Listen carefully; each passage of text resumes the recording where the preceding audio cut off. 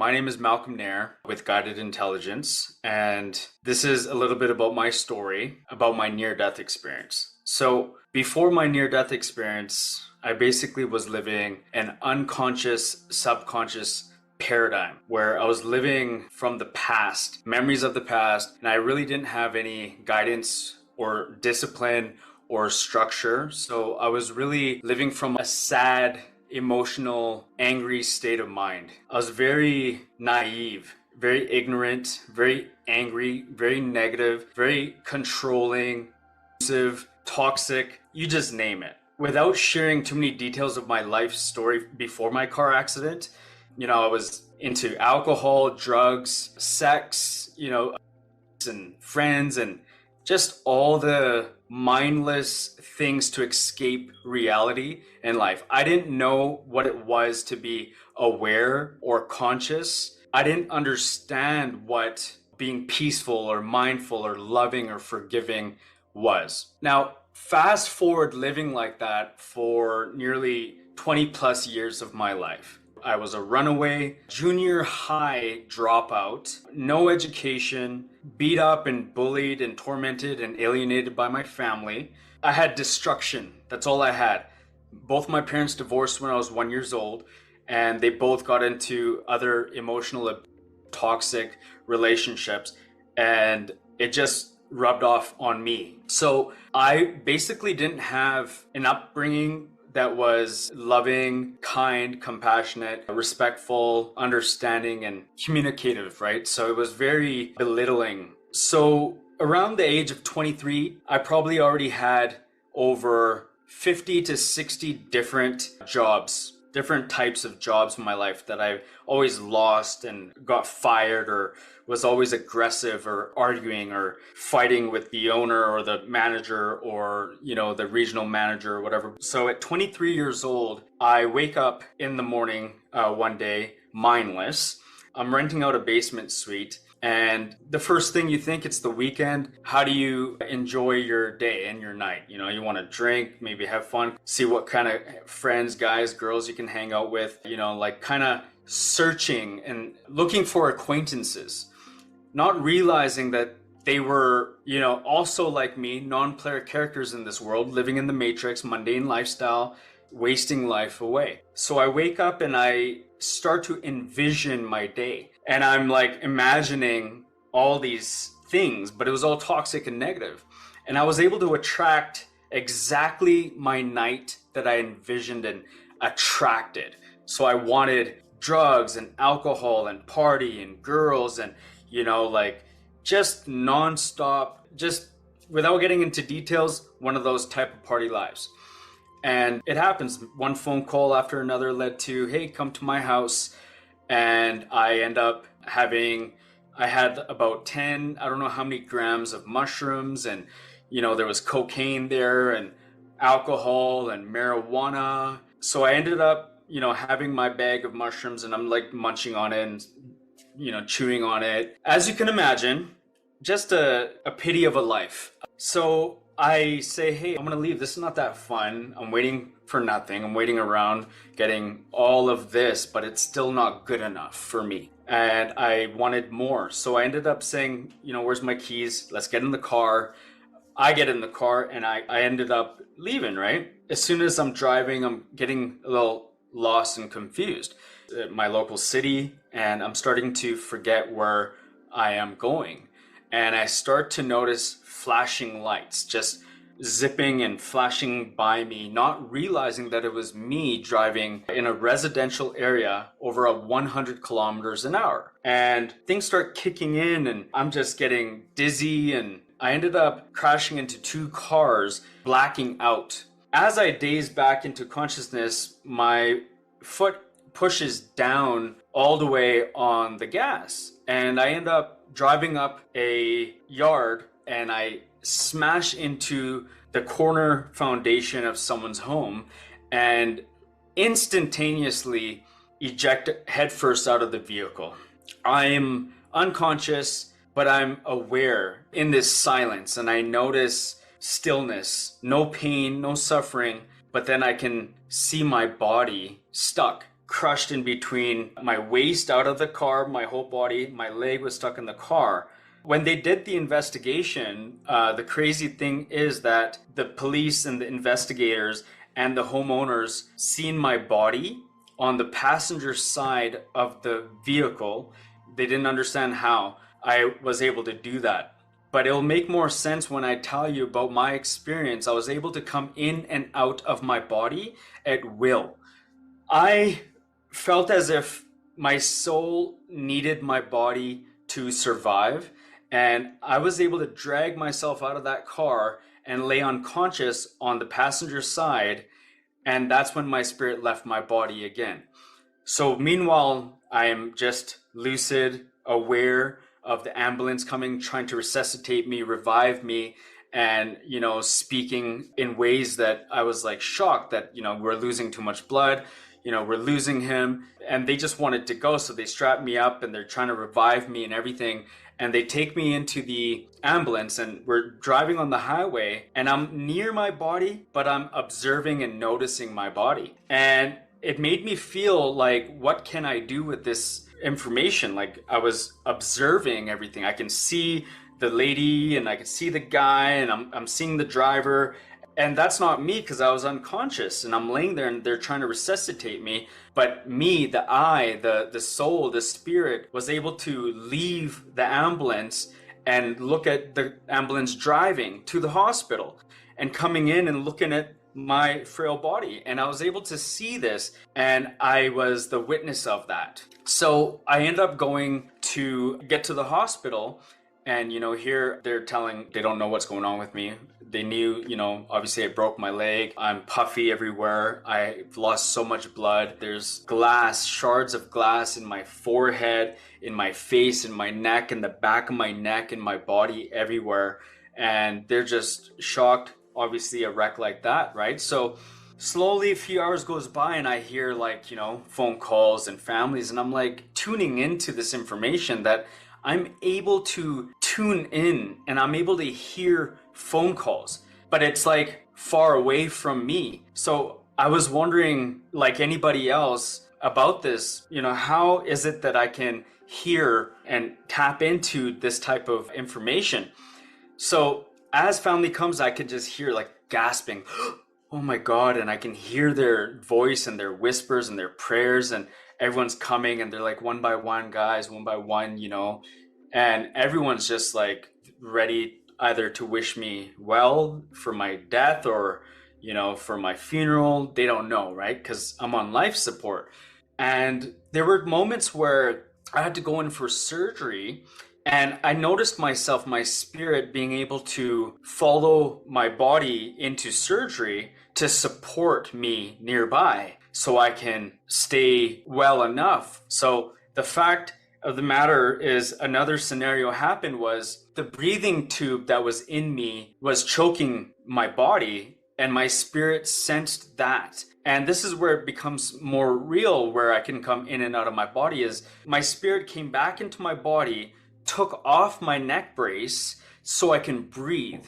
So that people were screaming, shocked. My mom was screaming, nurses didn't know, doctors didn't know.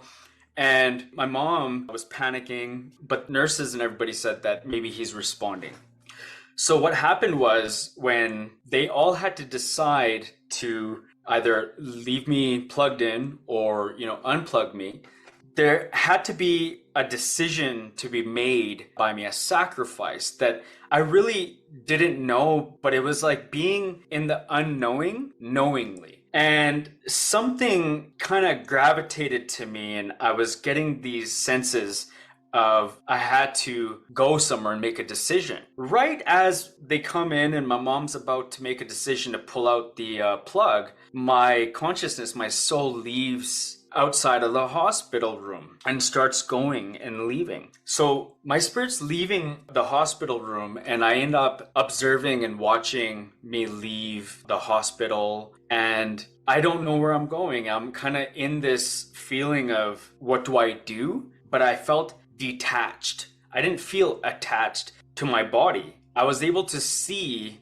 that I was just this reflection, this non-player character, I like to say. Now it makes sense to me now what the Matrix is, but I seen everything. Like, it's strange to explain that you are not your body, you're not your mind, you're not your feelings, thoughts, and emotions in the sense of being in the body. You're just this emptiness. You're this, I was something else. I was peace. And I keep going and I end up connecting to a vortex or like some sort of a tunnel or funnel.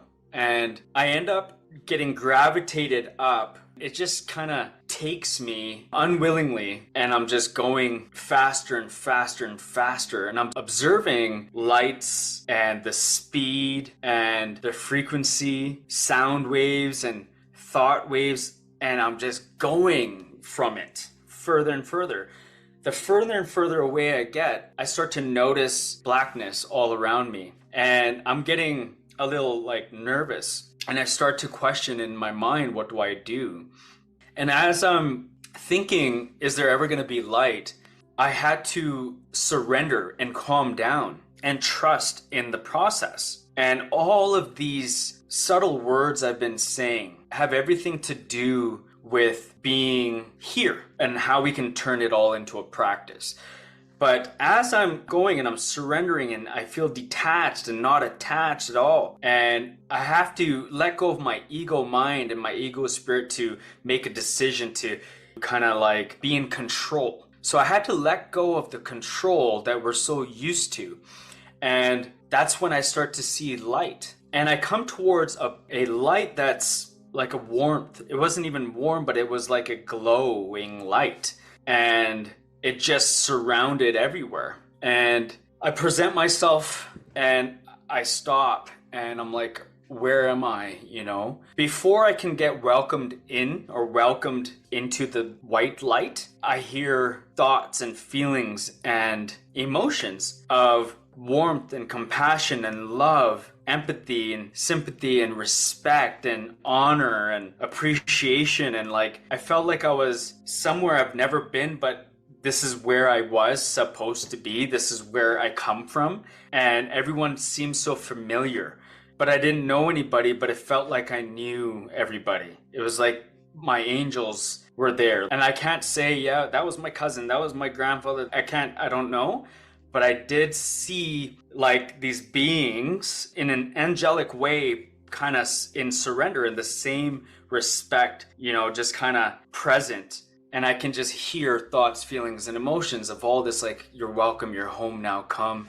And so I'm observing that, but at the same time, I'm like, but where did I leave from? Where did I come from? Like, and I look back at my life and I'm able to observe my life review. And in that moment, I see it wasn't about how people treated me, because I could play victim all day long. Like, I have the life experience and all the stories to play victim, but I don't do that anymore. And I was able to see how I left my body and how I left people's emotions and how I was toxic and angry and negative, and how I used to drink and drive, and how I used to use people or take advantage or get help and make promises to people, like using people and being all talk.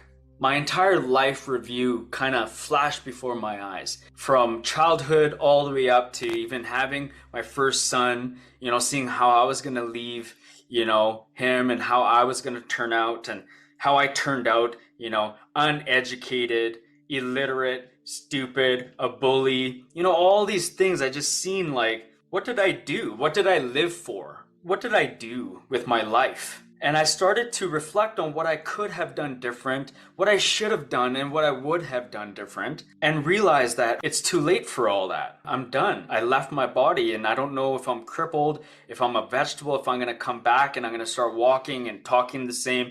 I don't know if I'm paralyzed. I don't know if life's going to be hard, if I'll be able to come back to earth and forgive my mom, dad, my relationships that I had, or I'm going to be in it.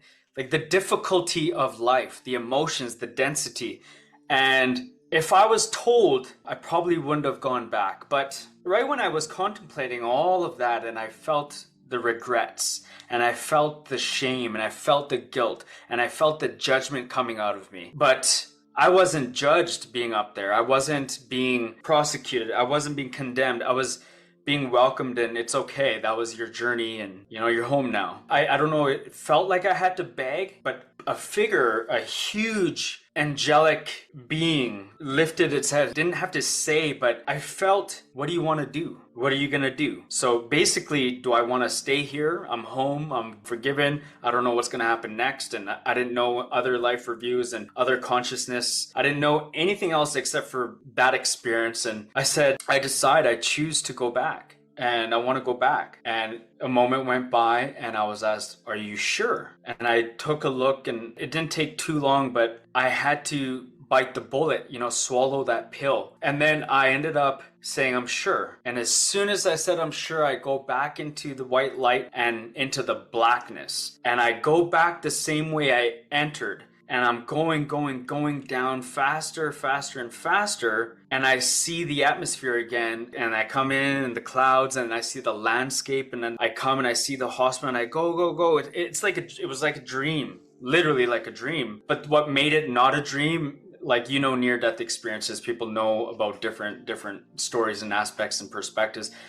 The fact that, what made it real was hearing people's prayers, thoughts. And then when I woke up, I told everybody, things like that. I had to prove it to myself because I felt strange with my experience. But anyways, I end up coming and then into my body and being conscious and aware, and my eyes are closed. And that's, as soon as that happened, my mom unplugs me. So all of that happened while my mom unplugs me. And then they go sit down, my sister sits down, and everyone's just waiting. And I could just hear prayers and calmness. And you would think that I remembered everything. When I say that I did not have a heart of gratitude or love, I didn't have faith. So I came back the way I left, in this physical realm, like with the same pain, the same victim mindset, the same pain and suffering that I went through, the homelessness, the drugs and alcohol, all the resentment, everything. And I wake up in that pain and suffering, and I'm like, lift up my hand, falls down. I can't even move my leg, and I look up, I'm like, what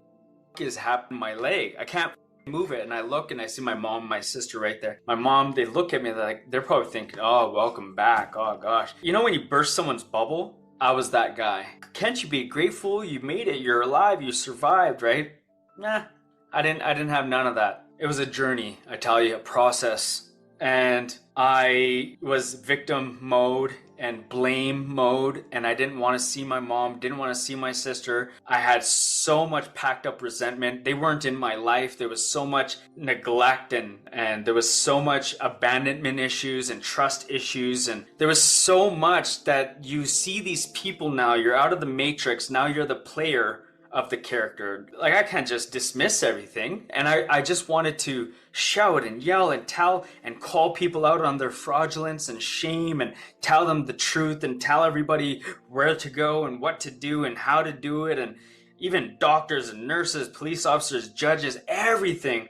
I was just more intense. I didn't know how to do it in such a calm way, in a constructive way. I didn't know how to teach the lessons and the wisdoms and the guidance at that time. And I had to go through it all and learn the process again, learn how to walk again, learn how to talk properly again. I knew how to talk, but I was losing my voice. I had a lisp and I was panicking. They didn't know I had bleeding going on in my brain, and they were just giving me more pharmaceuticals. And I was looking in, I'm like, so this is the system. They just keep giving me pharmaceuticals. I started to wake up. And they were all, I could hear everyone's whispers, and I can hear people coming miles away, and I knew who was coming in.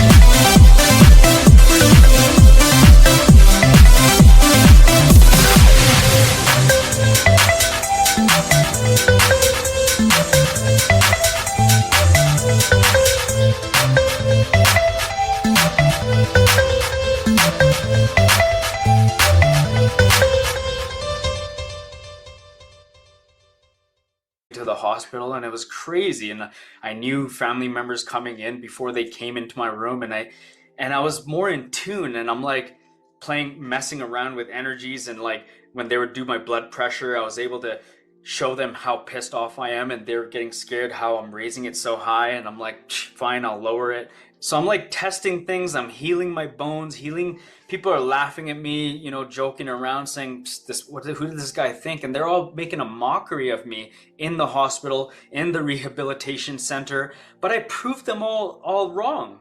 I walked out of that hospital in 6 days. I healed my lungs in 3 days. I healed my bones less than 6 months, less than 12 months, everything. I took myself off of all the pharmaceuticals. So there's processes and techniques that I do now, but all this started happening, and in the midst of that happening, me being suppressed on more morphine, Percocet, oxycodone, I feel shaking in my brain, like water, cold water, like I don't know, it was blood, and the doctor's trying to give me more, and I panic and I yell at him. I'm like, what is wrong with you? I'm telling you, stop suppressing it.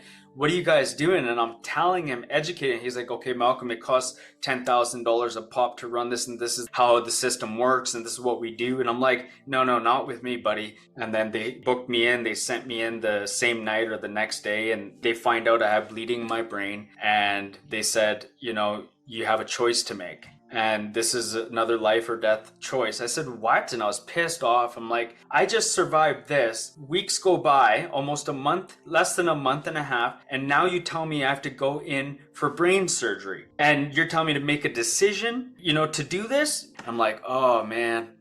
And I had to really practice what I was learning in this journey of acceptance and understanding and letting go of the ego, and don't do so much mind work, and just relax and detach and understand and appreciate. And it was hard. So I end up going in for this surgery, and I'm awake the whole time, and I feel the drill going in, and they couldn't give you any pharmaceuticals, they couldn't give you any T4s, nothing. They're just putting numbness. And then 3 to 4 hours after the surgery, they cannot give you nothing. So you feel every pain, what it would feel like if you were to literally get drilled in the head and then stay like that for 4 hours. That kind of pain I had to endure.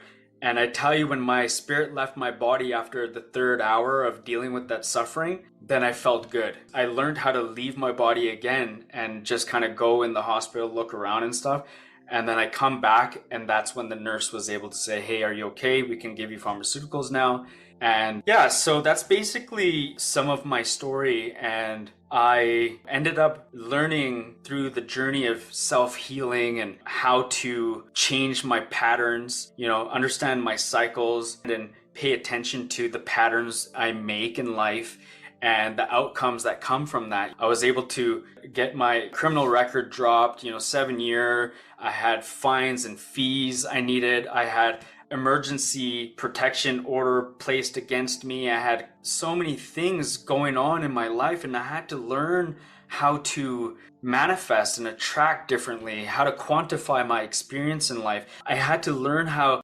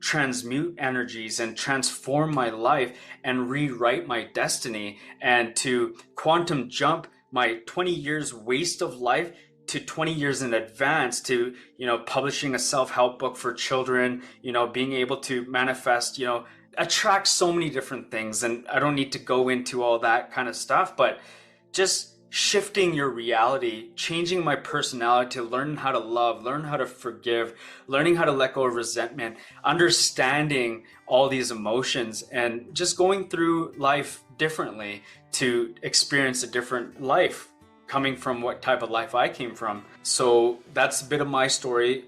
I appreciate you guys for listening. Thank you so much. And if you want to find out more, you can find me on any platform under Guided Intelligence or Malcolm Nair. Thank you.